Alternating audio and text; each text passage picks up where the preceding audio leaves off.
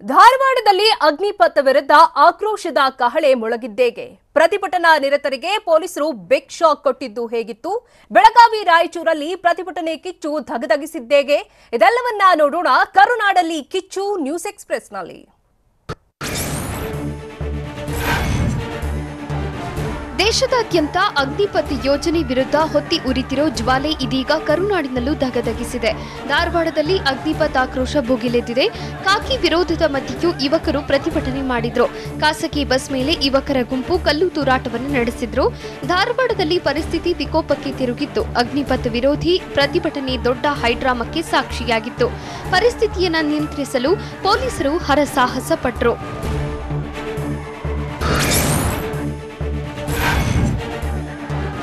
ಧಾರವಾಡದಲ್ಲಿ ಅಗ್ನಿಪಥ ವಿರೋಧಿಸಿ ದೊಡ್ಡ ಹೈಡ್ರಾಮವೇ ನಡೆಯಿತು. ಬೀದಿಗಿಳಿದ ಯುವಕರು ಅಗ್ನಿಪಥ ವಿರುದ್ಧ ಆಕ್ರೋಶ ಹೊರಹಾಕಿದ್ರು. ಪರಿಸ್ಥಿತಿ ನಿಯಂತ್ರಣಕ್ಕೆ ಯುವಕರ ಗುಂಪಿನ ಮೇಲೆ ಪೊಲೀಸರು ಲಘು ಲಾಠಿ ಪ್ರಹಾರ ಮಾಡಿದ್ರು. ಪೊಲೀಸರು ಲಾಠಿ ಬೀಸ್ತಾ ಇದ್ದಂತೆ ಪ್ರತಿಭಟನಾ ನಿರತರು ಎದ್ನೋ ಬಿದ್ನೋ ಅಂತ ಓಡಿ ಹೋದ್ರು. ಕೆಲವರು ಪೊಲೀಸರೊಂದಿಗೆ ಮಾತಿನ ಚಕಮಕಿಗೆ ಇಳಿದಿದ್ರು. ಕೇಂದ್ರ ಸರ್ಕಾರದ ವಿರುದ್ಧ ಘೋಷಣೆ ಕೂಗಿ ಆಕ್ರೋಶ ಹೊರಹಾಕಿದ್ರು.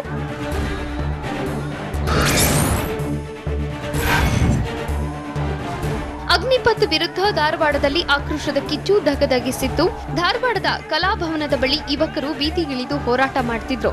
ಕೇಂದ್ರದ ಅಗ್ನಿಪಥ ವಿರುದ್ಧ ಆಕ್ರೋಶ ಹೊರಹಾಕಿದ್ರು. ಪ್ರತಿಭಟನೆ ವೇಳೆ ದೊಡ್ಡ ಹೈಡ್ರಾಮವೇ ಕ್ರಿಯೇಟ್ ಆಗಿತ್ತು. ಉದ್ರಿಕ್ತರನ್ನ ಚದುರಿಸಲು ಅಖಾಡಕ್ಕಿಳಿದ ಖಾಕಿ ಅಟ್ಟಾಡಿಸಿದ್ರು.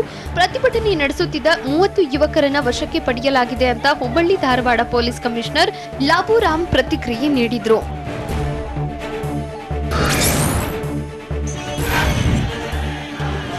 ಅಗ್ನಿಪಥ ಯೋಜನೆ ವಿರೋಧಿಸಿ ರಾಜ್ಯದಲ್ಲೂ ಪ್ರತಿಭಟನೆ ಕಾವು ಜೋರಾಗಿತ್ತು.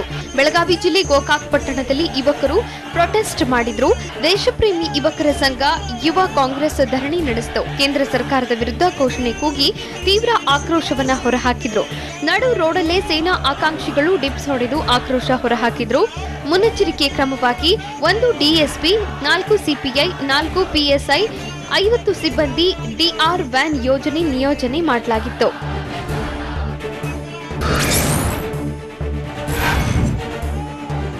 ಬೆಳಗಾವಿಯಲ್ಲೂ ಅಗ್ನಿಪಥ ಜ್ವಾಲೆ ಧಗಧಗಿಸಿತು. ಅಗ್ನಿಪಥ ಸೇನಾ ನೇಮಕಾತಿ ಯೋಜನೆಯನ್ನ ವಿರೋಧಿಸಿ ಖಾನಾಪುರ ಪಟ್ಟಣದಲ್ಲಿ ಸೇನಾ ಆಕಾಂಕ್ಷಿಗಳು ಶಾಸಕಿ ಅಂಜಲಿ ನಿಂಬಾಳ್ಕರ್ ನೇತೃತ್ವದಲ್ಲಿ ಪ್ರತಿಭಟನೆ ನಡೆಸಿದ್ರು.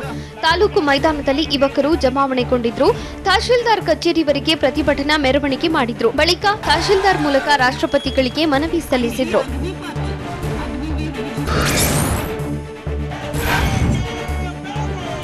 ಅಗ್ನಿಪಥ ಯೋಜನೆ ಖಂಡಿಸಿ ಜೂನ್ 20ರಂದು ಬೆಳಗಾವಿ ಜಿಲ್ಲೆ ಖಾನಾಪುರ ಬಂದ್ಗೆ ಕರೆ ನೀಡಲಾಗಿದೆ ಅಂತ ಶಾಸಕಿ ಅಂಜಲಿ ನಿಂಬಾಳ್ಕರ್ ಹೇಳಿಕೆ ನೀಡಿದ್ದಾರೆ. ಯುವಕರ ಹೋರಾಟಕ್ಕೆ ಬೆಂಬಲಿಸಿದ ಶಾಸಕಿ ಅಂಜಲಿ ನಿಂಬಾಳ್ಕರ್ ಬಳಿಕ ಕಿಡಿಕಾರಿದ್ರು. ಕೇಂದ್ರ ಸರ್ಕಾರ ಯಾವುದೇ ಉದ್ಯೋಗವನ್ನು ಸೃಷ್ಟಿಸುತ್ತಿಲ್ಲ. ಅಗ್ನಿಪಥ ಯೋಜನೆ ಜಾರಿಗೆ ತಂದು ಯುವಕರಿಗೆ ಅನ್ಯಾಯ ಮಾಡಲಾಗ್ತಿದೆ. ಯಾವುದೇ ಕಾರಣಕ್ಕೂ ಈ ಯೋಜನೆ ಜಾರಿಯಾಗಲು ಬಿಡಲ್ಲ. ಮುಂದಿನ ದಿನಗಳಲ್ಲಿ ಉಗ್ರವಾದ ಹೋರಾಟ ಮಾಡ್ತೇವೆ ಅಂತ ಹೇಳಿದ್ದಾರೆ.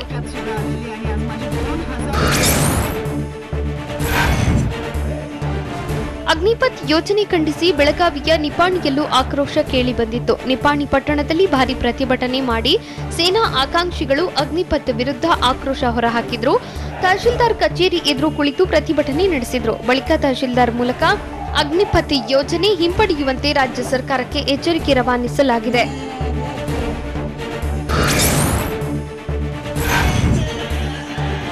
ರಾಜ್ಯದಲ್ಲೂ ಅಗ್ನಿಪಥ್ ಯೋಜನೆಗೆ ವಿರೋಧಿಸಿ ಕಿಚ್ಚು ಹೊತ್ತಿಕೊಂಡಿದೆ. ಹೀಗಾಗಿ ರಾಯಚೂರು ನಗರ ರೈಲ್ವೆ ನಿಲ್ದಾಣದಲ್ಲಿ ಖಾಕಿ ಸರ್ಪಗಾವಲು ಹಾಕಲಾಗಿದೆ.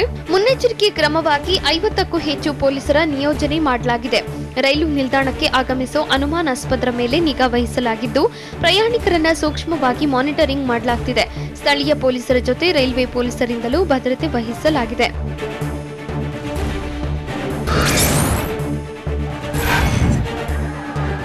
ಅಗ್ನಿಪಥ್ ವಿರೋಧಿಸಿ ದೇಶದೆಲ್ಲೆಡೆ ಪ್ರತಿಭಟನೆ ಕಿಚ್ಚು ವ್ಯಾಪಿಸಿದೆ. ದೇಶದ ರೈಲ್ವೆ ನಿಲ್ದಾಣಗಳಲ್ಲಿ ಪೊಲೀಸರು ಅಲರ್ಟ್ ಆಗಿದ್ದಾರೆ. ಮುನ್ನೆಚ್ಚರಿಕೆಯನ್ನ ವಹಿಸಲು ರೈಲ್ವೆ ಪೊಲೀಸರು ಸೂಚಿಸಿದ್ದು ರಾಜ್ಯದ ಎಲ್ಲ ಪ್ರಮುಖ ನಿಲ್ದಾಣಗಳಲ್ಲಿ ಹೆಚ್ಚಿನ ನಿಗಾ ಇಡಲಾಗಿದೆ. ಪ್ರಮುಖ ನಿಲ್ದಾಣಗಳಲ್ಲಿ ಕೆಎಸ್ಆರ್ಪಿ ತುಕಡಿ ನಿಯೋಜನೆ ಮಾಡಲಾಗಿದೆ. ಹಳ್ಳಿಗಳ ಮೇಲೆಯೂ ಗಸ್ತು ಹೆಚ್ಚಿಸುವಂತೆ ಖಡಕ್ ಸೂಚನೆ ರವಾನಿಸಲಾಗಿದೆ. ನಿಲ್ದಾಣಗಳಲ್ಲಿ ಪೊಲೀಸರು ಭದ್ರತಾ ತಪಾಸಣೆ ಹೆಚ್ಚಿಸಿದ್ದಾರೆ. ಸಭೆ ನಡೆಸಿರೋ ಅಧಿಕಾರಿಗಳು ಆರ್ಪಿಎಫ್ ರೈಲ್ವೆ ಪೊಲೀಸರಿಗೆ ಅಲರ್ಟ್ ಆಗಿರುವಂತೆ ಖಡಕ್ ಆದೇಶ ಹೊರಡಿಸಿದ್ದಾರೆ.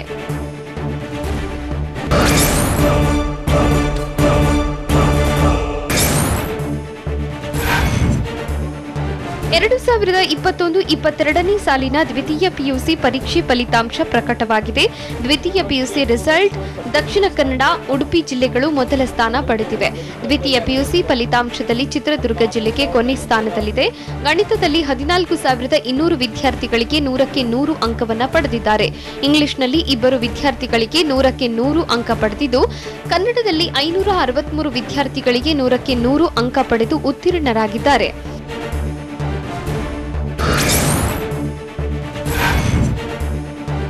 ದ್ವಿತೀಯ ಪಿಯುಸಿ ಪರೀಕ್ಷೆಯ ಕಲಾ ವಿಭಾಗದಲ್ಲಿ ಬಳ್ಳಾರಿ ಜಿಲ್ಲೆಯ 2 ಟಾಪರ್ ಆಗಿ ಹೊರಹೊಮ್ಮಿದ್ದಾರೆ. ಶ್ವೇತಾ ಬೈರಗೊಂಡ, ಸಹನಾ ಮಡಿವಾಳರ್ ಟಾಪರ್ ಆಗಿದ್ದಾರೆ. ಶ್ವೇತಾ ಬೈರಗೊಂಡ 600ಕ್ಕೆ 594 ಅಂಕ ಪಡೆದಿದ್ದು, ಸಹನಾ ಮಡಿವಾಳರ್ 600ಕ್ಕೆ 594 ಅಂಕ ಪಡೆದಿದ್ದಾರೆ. ವಾಣಿಜ್ಯ ವಿಭಾಗದಲ್ಲಿ 4 ವಿದ್ಯಾರ್ಥಿಗಳು ಟಾಪರ್ ಆಗಿದ್ದಾರೆ. ವಿದ್ಯಾರ್ಥಿನಿ ನೀಲು ಸಿಂಗ್, ಆಕಾಶ್ ದಾಸ್, ನೇಹಾ ಬಿಆರ್, ಮಾನವ್ ವಿನಯ್ ಕೇಜ್ರಿವಾಲ್ 600ಕ್ಕೆ 596 ಅಂಕ ಪಡೆದಿದ್ದಾರೆ.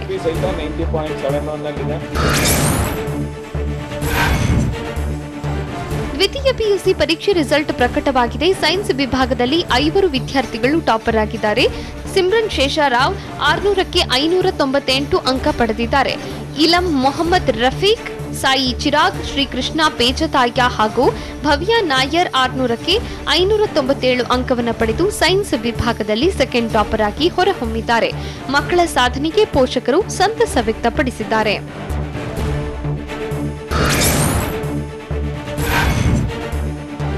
ಪ್ರಧಾನಿ ಮೋದಿ ವಿರುದ್ಧ ಬೆಂಗಳೂರಿನಲ್ಲಿ ಕೈ ನಾಯಕ ರಾಮಲಿಂಗಾರೆಡ್ಡಿ ವಾಗ್ದಾಳಿ ನಡೆಸಿದ್ರು. ಸಂತೋಷ್ ಆತ್ಮಹತ್ಯೆ ಮೋದಿಯವರ ಗಮನಕ್ಕೆ ಹೋಗಿದೆ. ಈ ವಿಚಾರದಲ್ಲಿ ಪ್ರಧಾನಿ ಮೋದಿ ಮೌನಿ ಬಾಬಾ ಆಗಿದ್ದಾರೆ. ಇದಕ್ಕೆ ಪ್ರಧಾನಿ ಉತ್ತರ ಕೊಡಬೇಕು ಅಂತ ರಾಮಲಿಂಗಾರೆಡ್ಡಿ ಹೇಳಿದ್ರು. ಪಿಎಸ್ಐ ನೇಮಕಾತಿ, ಪ್ರೊಫೆಸರ್ ನೇಮಕಾತಿಯಲ್ಲಿ ಅಕ್ರಮ ನಡೆದಿದೆ.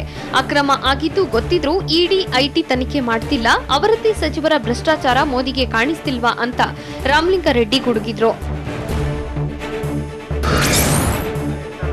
ಕಾಶಿ ಯಾತ್ರೆಗೆ ಹೋಗಿದ್ದ ಯಾತ್ರಾರ್ಥಿಗಳು ಸಂಕಷ್ಟಕ್ಕೆ ಸಿಲುಕಿರೋದೇಗೆ? ರಾಯಚೂರು ಕಲುಷಿತ ನೀರು ಪ್ರಕರಣಕ್ಕೆ ಸ್ಫೋಟಕ ಟ್ವಿಸ್ಟ್ ಸಿಕ್ಕಿದ್ದೇಗೆ? ಭ್ರಷ್ಟ ಕುಳಗಳ ಮನೆಯಲ್ಲಿ ಎಸಿಪಿ ಸಿಕ್ಕಿರೋ ಸಂಪತ್ತು ಎಷ್ಟು? ಇದೆಲ್ಲವನ್ನ ನೋಡೋಣ ಕರ್ನಾಟಕ ನ್ಯೂಸ್ ಎಕ್ಸ್‌ಪ್ರೆಸ್‌ನಲ್ಲಿ. ಅಗ್ನಿಪಥ್ ಯೋಜನೆ ವಿರುದ್ಧ ದೇಶಾದ್ಯಂತ ಪ್ರತಿಭಟನೆ ನಡೆಯುತ್ತಿದೆ. ಇದರಿಂದ ಕಾಶಿ ವಿಶ್ವನಾಥನ ದರ್ಶನಕ್ಕೆ ತೆರಳಿದ್ದ ಮಂಡ್ಯದ 72 ಯಾತ್ರಿಗಳು ಕಂಗಾಲಾಗಿದ್ದಾರೆ. ವಿಶ್ವನಾಥನ ದರ್ಶನ ಪಡೆದು ಗಂಗಾರತಿಯಲ್ಲಿ ಭಾಗಿಯಾಗಿದ್ದ ಯಾತ್ರಿಗಳು ಕಾಶಿಯಿಂದ ವಾಪಸ್ ಮಂಡ್ಯಕ್ಕೆ ಬರುವವರಿದ್ರು. ಆದರೆ ಮಾರ್ಗ ಮಧ್ಯೆಯೇ ಪ್ರತಿಭಟನಾಕಾರರು ರೈಲು ತಡೆದಿರೋದ್ರಿಂದ ವಾಪಸ್ ಮಂಡ್ಯಕ್ಕೆ ಬರಲಾಗದೆ ಯಾತ್ರಿಗಳು ಅತಂತ್ರ ಸ್ಥಿತಿಯಲ್ಲಿ ಸಿಲುಕಿದ್ದಾರೆ. ಯಾರಾದರೂ ಸಹಾಯ ಮಾಡ್ತಾರಾ ಅಂತ ಕಾದು ಕುಳಿತಿದ್ದಾರೆ.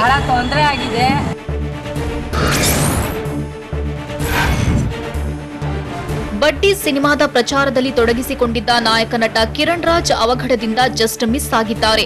ಕೆಲ ದಿನಗಳಿಂದ ರಾಜ್ಯಾದ್ಯಂತ ಬಡ್ಡಿ ಸಿನಿಮಾದ ಪ್ರಚಾರ ನಡೆಸಲಾಗುತ್ತಿತ್ತು. ಇದಕ್ಕೆಂದೇ ವಿಶೇಷ ವಾಹನವನ್ನ ಸಿದ್ಧಪಡಿಸಲಾಗಿತ್ತು.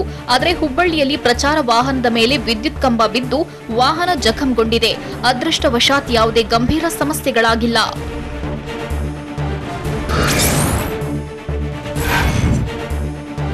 ಬಿಬಿಎಂಪಿ ಚುನಾವಣೆಯಲ್ಲಿ ನಮ್ಮನ್ನ ಬಿಟ್ರೆ ಇನ್ಯಾರು ಗೆಲ್ತಾರೆ ಅಂತ ಕಲಬುರಗಿಯಲ್ಲಿ ವಸತಿ ಇಲಾಖೆ ಸಚಿವ ವಿ ಸೋಮಣ್ಣ ಹೇಳಿಕೆ ನೀಡಿದ್ದಾರೆ. ವಿಧಾನ ಪರಿಷತ್ ಚುನಾವಣೆಯಲ್ಲಿ ಬಿಜೆಪಿಗೆ ಹಿನ್ನಡೆಯಾಗಿದ್ದು ನಿಜ. ಪರಿಷತ್ ಚುನಾವಣೆ ಫಲಿತಾಂಶ ನಮಗೂ ಎಚ್ಚರಿಕೆ ಗಂಟೆ ಆಗಿದೆ ಅಂತ ಒಪ್ಪಿಕೊಂಡ್ರು. ಜನ ಸರ್ಕಾರದ ಅಭಿವೃದ್ಧಿ ನೋಡಿ ಜನ ವೋಟ್ ಹಾಕ್ತಾರೆ. ನನ್ನ ಜೀವನದಲ್ಲಿ ಸಾಕಷ್ಟು ಚುನಾವಣೆಗಳನ್ನ ನೋಡಿದ್ದೇನೆ. ಬಿಬಿಎಂಪಿ ಚುನಾವಣೆಯಲ್ಲಿ ನಮ್ಮನ್ನ ಬಿಟ್ರೆ ಇನ್ಯಾರು ಗೆಲ್ತಾರೆ? ಮಾಜಿ ಸಿಎಂ ಸಿದ್ದರಾಮಯ್ಯ ಏನೇನೋ ಮಾತನಾಡ್ತಾರೆ ಅಂತ ಕಿಡಿಕಾರಿದ್ರು.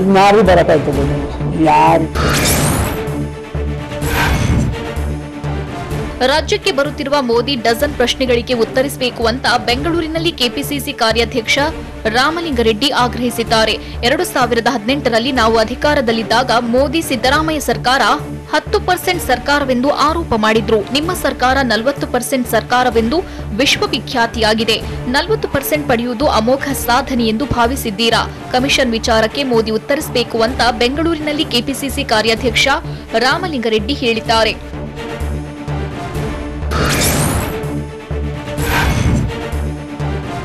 ಕಾರವಾರದಲ್ಲಿ ಪಿಡಬ್ಲ್ಯೂಡಿ ಇಂಜಿನಿಯರ್ ರಾಜೀವ್ ನಾಯ್ಕ್ ಮನೆ ಮೇಲೆ ಎಸಿಬಿ ದಾಳಿ ನಡೆಸಿದೆ. ಮನೆಯಲ್ಲಿ 4.5 ಲಕ್ಷ ನಗದು, 200 ಗ್ರಾಂ ಚಿನ್ನಾಭರಣ, 2 hi-fi car, Royal Enfield bike, ಆಸ್ತಿ ಪತ್ರಗಳು ಪತ್ತೆಯಾಗಿದ್ದು ಎಸಿಬಿ ಅಧಿಕಾರಿಗಳು ವಶಕ್ಕೆ ಪಡೆದಿದ್ದಾರೆ. ಅಕ್ರಮ ಹಣಗಳಿಕೆ ದೂರಿನ ಮೇಲೆ ಡಿವೈಎಸ್ಪಿ ಪ್ರಕಾಶ್ ನೇತೃತ್ವದಲ್ಲಿ ದಾಳಿ ನಡೆಸಿದ್ದ ಅಧಿಕಾರಿಗಳು ಹಲವು ದಾಖಲೆ ಪರಿಶೀಲಿಸಿದ್ದಾರೆ. ಹೊನ್ನಾವರ, ಕಾರವಾರ, ಬೆಂಗಳೂರಿನಲ್ಲೂ ರಾಜೀವ್ ಸೈಟ್ ಮಾಡಿರುವುದು ತಿಳಿದು ಬಂದಿದೆ.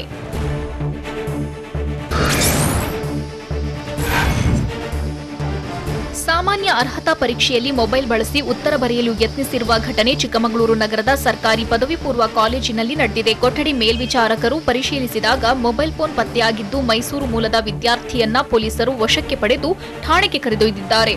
ಮೊಬೈಲ್ ಫೋನ್ ಮೂಲಕ ಗೂಗಲ್ನಲ್ಲಿ ಉತ್ತರ ಹುಡುಕಲು ವಿದ್ಯಾರ್ಥಿ ಯತ್ನಿಸುತ್ತಿದ್ದ ಎಂದು ತಿಳಿದು ಬಂದಿದೆ.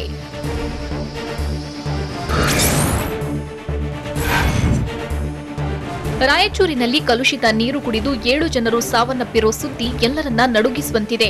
ಕೊನೆಗೂ ಅಲರ್ಟ್ ಆಗಿರೋ ಪೊಲೀಸರು ರಾಂಪುರ ಗ್ರಾಮದ ಬಳಿಯ ಜಲಶುದ್ಧೀಕರಣ ಘಟಕದಲ್ಲಿ ಪರಿಶೀಲನೆ ನಡೆಸಿದ್ದಾರೆ. ಪ್ರತಿ ವಿಭಾಗದಲ್ಲಿ ಕೆಲಸವನ್ನ ಮಾಡುತ್ತಿರುವ ಸಿಬ್ಬಂದಿಗೆ ಪ್ರಶ್ನೆಗಳ ಸುರಿಮಳೆಯನ್ನೇ ಗರಿಯಲಾಗಿದೆ. ಪ್ಯೂರಿಫೈಯರ್ನಲ್ಲಿ ಹೂಳು ತುಂಬಿಕೊಳ್ಳಲು ಕಾರಣವೇನು? ಕಳೆದ 10 ವರ್ಷಗಳಿಂದ ಘಟಕದಲ್ಲಿ ಮೇಂಟೆನೆನ್ಸ್ ಯಾಕಾಗಿಲ್ಲ?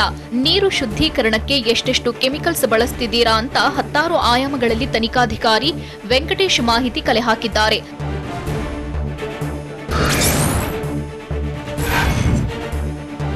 ರಾಯಚೂರಲ್ಲಿ ಕಲುಷಿತ ನೀರು ಸೇವಿಸಿ 7 ಜನ ಮೃತಪಟ್ಟಿರೋ ಕೇಸ್ಗೆ ಸ್ಫೋಟಕ ತಿರುವು ಸಿಕ್ಕಿದೆ. ರಾಯಚೂರು ನಗರಸಭೆಯ ಮತ್ತೊಂದು ಅವಾಂತರ ಬಯಲಾಗಿದೆ.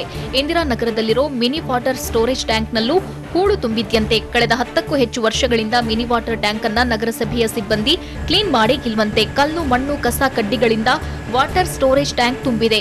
ರಾಂಪುರ ಜಲಶುದ್ಧೀಕರಣ ಘಟಕದಿಂದ ನೇರವಾಗಿಯೇ ಮಿನಿ ಟ್ಯಾಂಕರ್ಗೆ ವಾಟರ್ ಡಂಪ್ ಆಗ್ತಿದೆ. ಕಲುಷಿತ ನೀರು ಕುಡಿದು ಸರಣಿ ಸಾವಿನ ಬಳಿಕ ನಗರಸಭೆ ಅಲರ್ಟ್ ಆಗಿದೆ ಎನ್ನಲಾಗಿದೆ.